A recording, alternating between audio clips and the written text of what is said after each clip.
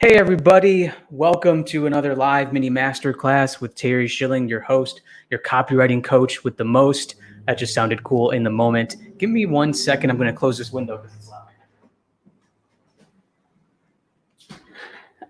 I was going to do that when I started, but I was like, oh shoot, that's going to start live and then I'm away. But everybody, welcome to this live mini masterclass on how to price your freelance project. So excited to have you here. Let's go over some quick ground rules for everybody watching. If you are in the Facebook Copy Co-op group, hello. I appreciate all of you guys for being part of this.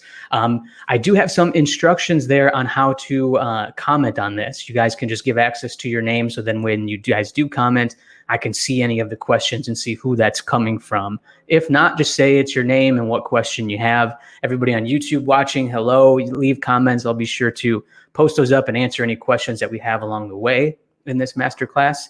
But yeah, guys, those are the ground rules. Andy, hello. What's up, man? See, you're watching from YouTube. See, this is how it works. I love it. Thank you for joining in, man. I'm really excited to talk about this topic with you guys. Today, I do have a little presentation that I'll do that will follow along. I'll make sure to check back and see how people are commenting. But I wanted to go over a really common issue with freelancers when knowing what to charge, and specifically how to do that is going to be fixed rate the best approach? Should I charge hourly? What are the benefits of that? Should I just avoid it in general? What about retainers? How do I approach that? We all like retaining clients as freelancers because it means consistent work and consistent money, which is always a plus.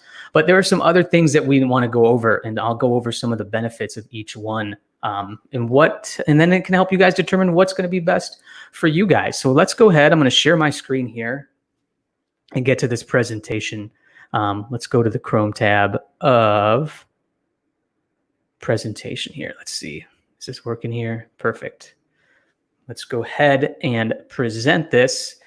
And again, I'll be sure to go back and check out the StreamYard link if anybody is asking some questions. So today's mini masterclass, go over this again, how to price your freelance projects and get paid your worth, hosted by yours truly here. Look at this. Know this, having one pricing strategy is dumb. It should not be your approach always. There are different things that you can do when pricing for your freelance project. So there's four main pricing methods here. Hourly rate, fixed rate, daily rate, and retainer. Retainer rate didn't really sound cool. So we'll just have those four. That's what we're going to discuss today for everybody watching and listening along here. Charging by the hour, this is what we're going to start with. Now, for me, charging by the hour is not the best approach. And here's why. Because hourly really just pigeonholes you. It really stresses you out. It really can be very tedious managing this along the way. So avoid hourly rate if you want to avoid being micromanaged by the client. And they don't really want that either. They want to work with a freelancer who is confident that they don't have to micromanage, that have these skill sets to save them time. That's why they outsource a lot of freelancers, one to save time, one to save money. So like this hourly rate can just get tedious. So you're filling out countless timesheets, which is lame. You don't want to do that. Creating and sending multiple invoices all the time can really just be, I don't know. I just don't like that approach because the client could be thrown off by that, seeing countless invoices, having to double check, did I do this work, or was it worth this? Let me just double check, did we complete this? Again, it's just tedious and not necessary. But then clients may ask you, I've had this happen when I started out doing hourly rate, having clients ask you why you went over, right? So it's like, hey, we said we were going to do 6 hours. Why is this 7? Why are you guys charging this much for this? It really took you this long. You're just wasting time and energy estimating how long every task will take as well. It's like, oh, I'll charge you an hourly rate for this blog article or an hourly for this to help your website. It could take you a long time to do research and the client just could not see the value in that right away. And then you have to, really persuade them and really, sell yourself of why I did it this way, which is pretty tough. It really is here. Let's see. Anybody asking anything on StreamYard? No, not yet. Let's go back to the presentation here. So that's some of the things with hourly rate, guys, and why I think you guys should avoid it. Because again, it really traps you into, really a soul-sucking project of just, being micromanaged and having to fill out all these timesheets, and a lot of organization I think you can avoid. With this next one, the fixed rate guide, pricing, man. So my recommended is fixed rate. It gives you control and expectations are set from the beginning. This is the freelancer's best friend, is the fixed rate. If you've been part of any type of chat, if you've asked this question to other people, you will realize that a lot of people say fixed rate is the best way to go. So a guide to fixed rate pricing. Let's get into this real quick, guys. You get paid up front. That's what you guys should always do. You need to ask for a deposit with fixed rates. And I'll get into why here in a little bit, because you want to include a fixed and detailed scope in the fixed rate, which is super, super important. And what I mean by that is, for example, for me, when I do a website copy project, I have a very detailed scope of work of everything I'll do. I've touched on this before, that I include my research. I include the questionnaire that I send to clients. I include screen recordings regarding feedback. I include all the conversion copywriting. I may include reviewing 3 competitors, and having research on them and what their messaging is like. May do up to, keyword research as well for the client. All these things that involve the research, because as a copywriter, and a freelancer in general, what your skills are, the skill set, the actual deliverable is just half of it, maybe not even. You're doing a lot of research. You're doing a lot of things to understand the customer and the goals of the project. So you want to include all that so they can see the value, so they can see the worth when you do charge for that. And that's why it's important to get a fixed or a paid up front and ask for that deposit, because again, they see the value and they know that you're going to be doing all this work from the beginning before you start delivering something to them to see that's tangible. So get paid up front. That's important. Also, when you're filling out or when you're sending something like a proposal for a fixed rate and thinking about charging this way, don't tell them how many days that you're going to be working on this. I like to set phases and give a timeline that it might take up to a couple weeks, but also always get a timeline from the client as well. Like, what is the desired timeline for this, for the completion date? They may say, well, I need this in 2 weeks. Well, then you can adjust your pricing. Then you probably won't want to charge more if you need to rush this a little bit with 2 weeks. But don't just say, it's like, hey, I can get this done in 8 days, because then you're setting yourself up. I have to get this done in 8 days. Other things may come up. Just give a timeline of a couple weeks and maybe put some language that this could be subject to change. We'll always be in communication for how to approach this, right? Of how to approach if we're going to be taking a little bit longer, because sometimes things happen for the client where their feedback is going to be delayed as well. So you want to put that into account too. And if a client wants to reduce the scope, you reduce the price. I feel like you should take note of that. If a client wants to reduce the scope, you reduce the price. Or really just adjust the scope to what their budget is, right? So if they just want a full website, I need 5 pages. I love all the research. I love all the competitor research, all the keywords. I want all of that, but I only have a budget of $2,000. So I can't pay you the $3,000. It's like, okay, I understand. I'm not going to reduce my price to $2,000 to complete all this. Here's what I can do. I'm going to take out the keyword research. I'm only going to do 1 competitor, and we'll deliver the 4 pages that you need. And I'll give you 1 round of edits instead of 2. You reduce the scope of work that it may take you a long time that you feel confident with, right? So if a client wants to reduce the scope, reduce the price, in that, just don't settle on that. Just that's what you guys should do in that case. And, always, this is important, guys, and I know it may be awkward at first, but price higher so you pay yourself more. So if it's going to take you a couple weeks and you put the price out there, if it's like $2,500 to complete this project, add 20% to your price, and that's going to be your proposal. That's going to be the fixed rate price to do this, because you are a business. You want to have a profit on this as well. Because if you're like, oh, it takes me 10 hours to do this, so I'm going to charge, my hourly rate in the 10 hours, that's what the price is going to be. Well, add 20% because you want to make a profit on this, right? You want to pay yourself. You are a business at the end of the day. All right. So that's the guide to fixed rate. And if we have any questions on this, guys, please feel free to ask away in the comments here. I'm checking that as we speak here to see.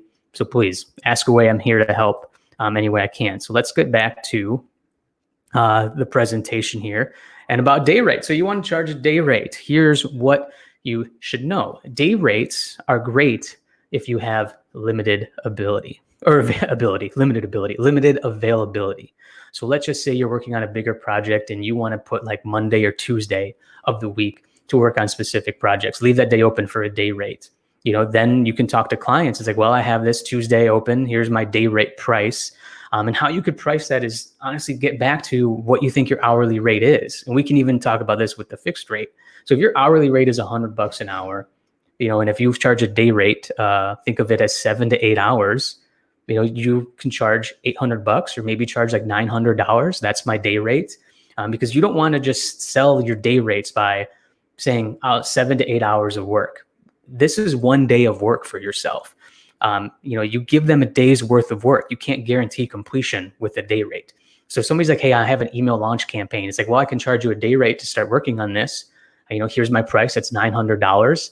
And then I'll deliver the work after the day is over of where we're at so far, right? I can't guarantee completion, right? I can't guarantee that in 8 hours I'm going to complete this, right? Because then you don't want to, if you do that, then you may be working the entire day. You may be working night. You may have to tell them, oh, I can get it to you tomorrow. Then you have to work like 12 hours on this thing potentially, and you only got paid for, the day rate for your technically 8 hours. So just give them the work. And if they want to continue to work together, charge them more. This is your availability. I have this Tuesday to work on this. I know that may seem weird. It's like you want to do best by your client, but set those expectations from the beginning. Have them feel that you are a valued freelancer and that you can help them, that you can achieve this for them, right? And then price it that way so they can understand. It's like, well, I got a day's worth of work. This is great. This is a great start. Let me charge you. Let's do one more day so we can really knock this out. Okay. It's key to know the value of your time. I get some questions. I got some questions recently, about I was going the extra mile for a client. What should I do? Should I charge them this? It's tough. And it really goes about to setting those expectations from the beginning. I have this last bullet here, package selling 3 days a week to a client. Give yourself time for other things because, again, you want to value your time. And if you want to increase your rates with the day rate, you can package, hey, I have 3 days. It saves you some time. You get some fixed price. You get paid higher. It's really beneficial for yourself. So those are some keys to the day rates, which, not a lot of freelancers do. I've seen some people do that for day rates. Some people do day rates. I've done it a couple times, but I don't really promote it often. But I know some people who really sell courses, do a lot of other things, maybe have big campaigns. They offer day rates to clients just because they can set a day aside, which I think is key. We do have some questions here. How do you feel about adding? I got something from Andy. Let me stop the screen share here real quick, guys. I'm going to show this question here from Andy. McGillivray, I just took one attempt at saying that, Andy. So bear with me, man. How do you feel about adding starting from prices for product size packages? Is that likely to put as many people off inquiring as it would attracting clients? So let me gather this here real quick. How do you feel about adding starting prices for product packages? So like for example, Andy, I think what you're trying to ask is pricing starts at $400 for this. And honestly, this is something that I do on my website.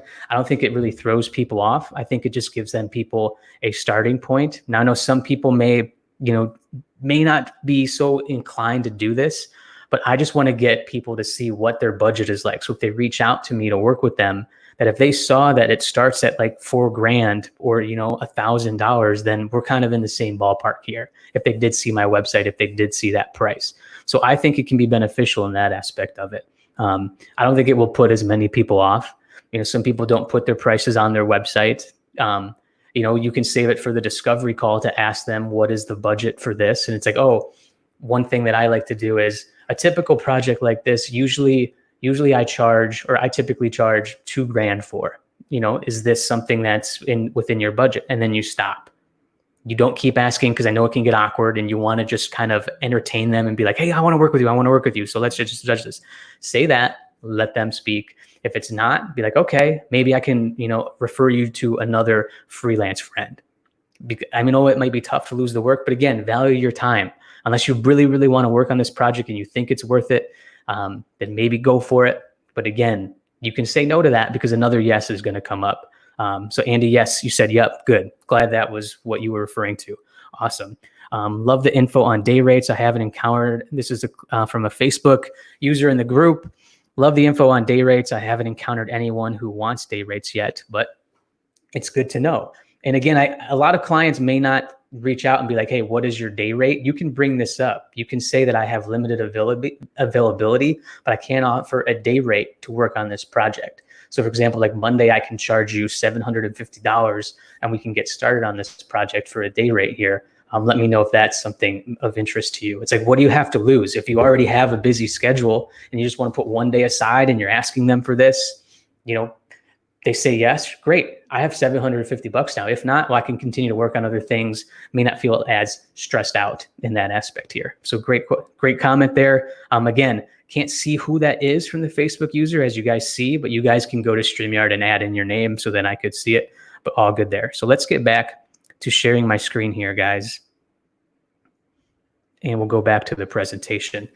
We just did talk about day rates. So now let's take a minute to talk about retainers. I often get questions. I feel like everybody says that I often get questions. Maybe I don't always often get them. I feel like it's the easy thing to say. I'll be honest. It just feels like a good transition. It makes me feel like I'm a wanted person for my knowledge. But anyways, I did have some people ask me before about retainers.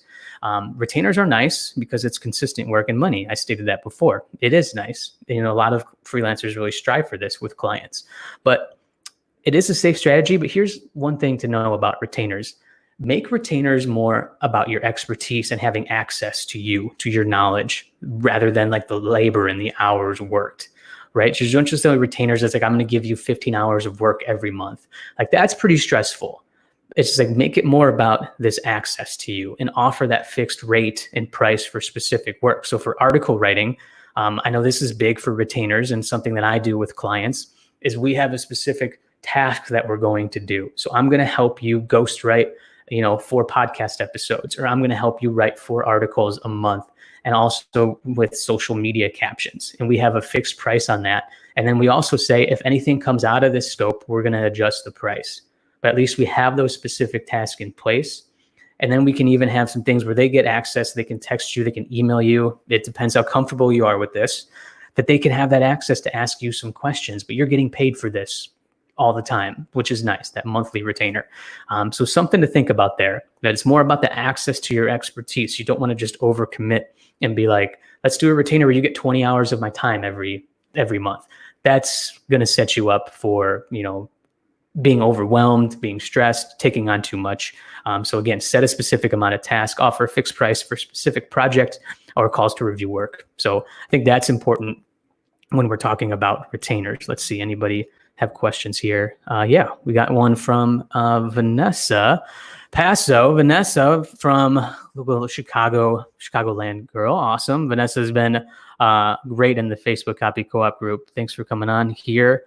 Her question, I got to peek up a little bit. Terry, I'm curious if it's common to use different pricing strategies when working with multiple clients at once. For example, one client needs A and B, so you'll set one rate for them, but another client needs X, Y, and Z, so you'll set a different rate.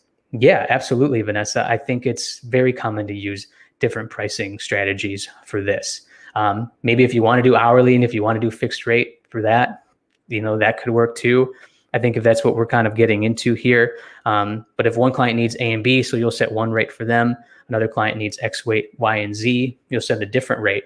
Yeah, know your worth. If you're going to be doing more work, and let's say it's kind of the same type of project, like whether it's like website copy, set that price a little bit higher if you're going to be doing more work. Like maybe you have that foundation from the original one where client only needs this, but if they need extra things, add in that price, add in 20%. So you're paying your worth there, Vanessa. I think that's super important. And using different pricing strategies can be helpful depending what the client needs. Like if you feel like it's going to be consistent from them and they need this, talk to them about doing a retainer. Maybe talk to them about doing a day rate for this. But if it's a really big project, hey, let's do a fixed rate. And so here are the expectations. This is what we need to talk about here. So yeah, hopefully that's helpful, Vanessa. Thank you so much for your question. I'm going to go back to sharing the screen. We're wrapping up here, guys. Thank you guys so much for joining in and watching along. This has been great so far. A lot of questions, which is awesome. So as we wrap up, final notes about freelance pricing. Guys, this is it. This is the slide you want to take even more notes on. Raise your rates often. I always say this, that you will never know if a client will say yes to a higher rate unless you start charging higher rates. So raise your rates often. If you feel confident and you are gaining this steam of working on these projects, go up a couple $100 if you feel comfortable that way. Put that on your website, make it known. If you have a retainer client, after maybe 6 months, look at it and just be honest with them. Be like, hey, look, these are my new rates right now. I'd love to continue working together, but can we find, is it possible to work within this new pricing within your budget?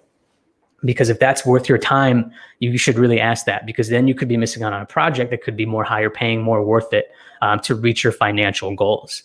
So think about always raising your rates. I think that's super important. Fixed price terms are the best. I mean, we went over that, guys, how I really feel that is the smartest approach. Hourly kills your business and hurts your soul. It's really tough to go on that, because then you are really going to get stuck into, clients can easily ask for, cheaper labor from you too. If you're going hourly, it's like, hey, can we just reduce this to 6 hours? You're really setting yourself up, especially if you're readily available. It's like, I can get started on this today. Clients are going to think, well, let's go a little bit cheaper. Clients can really nickel and dime you with hourly rate, really, at the end of the day. If there's a hard deadline, charge more, 15 to 20%. So if I touched on this a little bit. If someone says, hey, 3 weeks, we need to get this done. It's like, well, I have a pretty full schedule. Here's the price for this. So think about that. Don't give estimates, give proposals. What I mean by this is if you have this discovery call for 15, 20 minutes, you feel like it's a good fit, you ask them about budget, it really works, and then you send them an estimate, could just be a waste of time. Give that proposal, because the proposal then shows the value. I can maybe get on this another time, but the proposal, you have all those specific details, everything that you're going to include the terms and conditions, include the phases that you're going to work on, so they can see that it's a structured process. The proposal has all the deliverables, the scope of work, how you're going to get paid. It looks more professional. Once you feel you're ready to take that next step, proposals are really going to be the thing that close the deal, not estimates. Estimates just are really passive. Proposals are confidence. You're more secure with yourself. Think of your bottom line price and then charge at least 20%. So what I mean by that is never come in at your bottom line. So if you say like, well, usually my website packages are $2,000, and Andy, you asked about starting price. Let's start at $2,000. Just say that's the starting price, because that just helps give you an estimate of what you're working on and what you're starting out as. But, add in a little bit more within the proposal, talk to them about what you're going to do and say, all right, I'm going to charge you $2,750 for this. Let me know what you think. Let's talk about that there.